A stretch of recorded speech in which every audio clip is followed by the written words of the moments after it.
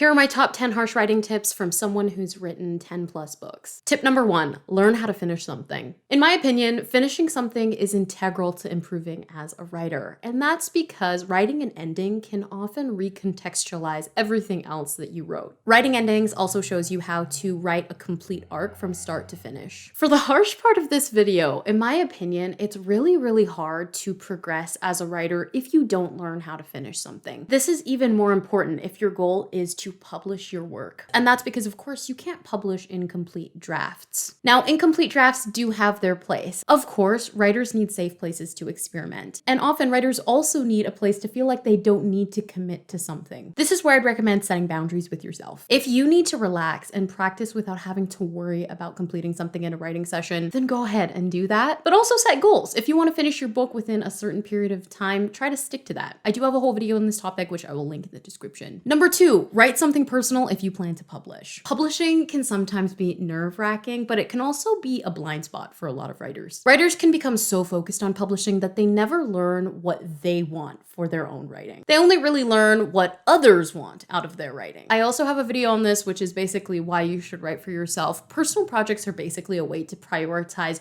your needs before prioritizing the needs of others. Now, it's great to have a balance of both, but if you've never explored writing solely for yourself, it might be interesting and reveal some things about your process that you didn't know before. Number 3, accept that your writing will be bad, especially in the beginning, but even after. Everyone writes terribly, including me. It doesn't matter how many books you've published, doesn't matter how many stories you've published, poems you've published, awards you've won, awards you've been nominated for.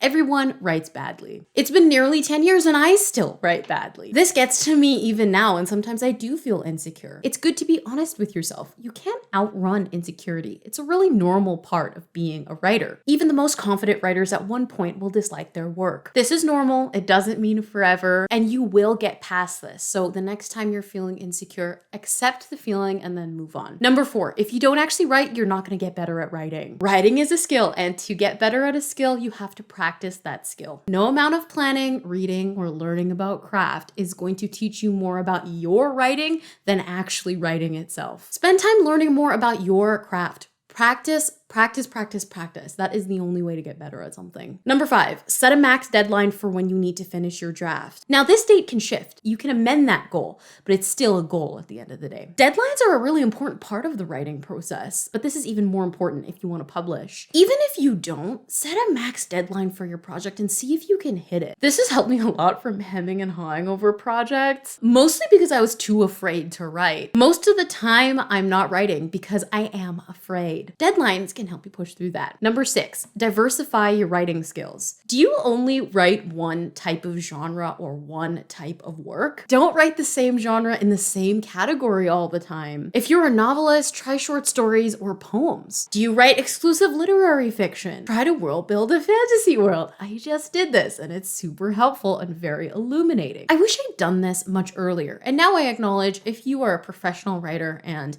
you have a particular niche, you might not be able to stray, but I still do recommend on the side, write a poem. See if that can teach you anything. Write a little short film screenplay of like 4 or 5 pages. Writing is a diverse art, and diversifying your skills along genres and categories can be helpful because differentiation informs. Switch it up and see how you can apply your learnings from other genres to the work that you really love to write. When I started writing poetry, it helped my fiction so much. So that's just an example of what branching out can do for you. Number 7, only seek feedback when appropriate. Never seek feedback on a piece that does not need feedback or is not ready to receive feedback. Writers rush into critique because we're told that as writers, we should stomach all criticism. Now, critique is a very important part of writing, of course, but a mistake that I see a lot of writers make is seeking feedback too early. I sought out feedback too early many times because I truly just wanted connection with other writers. I didn't necessarily want critique. I just wanted other people to be reading my stuff so we could talk about it. If this is you, don't seek feedback right now. It's totally okay. You can also just share your writing with people and you don't necessarily need to look for critique in return. Number 8, identify your weaknesses and actively tackle them.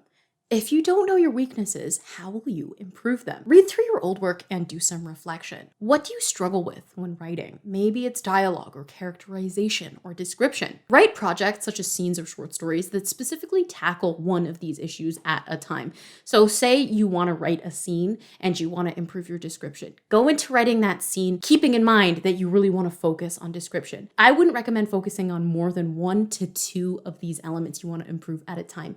That's because it can be quite overwhelming, but make it a habit to practice these difficulties until you no longer struggle with them or you start seeing improvement. Number 9, understand your intention for your book. This can also be relevant to stories or poems. If you don't understand what you want out of your own book, how will others? Knowing your intent makes editing so much easier because you have a filter to apply your feedback. I wish I knew this so much earlier. I didn't understand why revision was so difficult for me. And it was because I didn't know what I wanted out of my own book. And that's because intention when writing acts as a true north. It organizes where you need to go. Everything is recontextualized by your intention. If you don't know your intention, you could end up aimlessly editing your book basically forever because you have no idea what you want out of it. I have that issue still. It's pretty difficult, but sit down and see if you can brainstorm what you want out of the project. And number 10, write a book you're actually passionate about. Writing a book is a long, arduous process. Nobody signs up to write a book because they think it will be easy. And if you do, I want your confidence,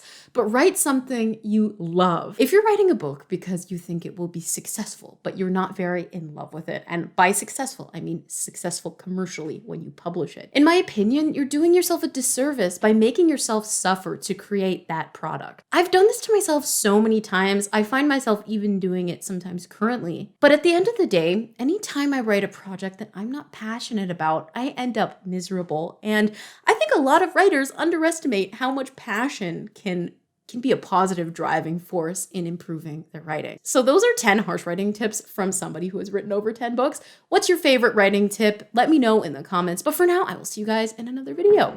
Bye.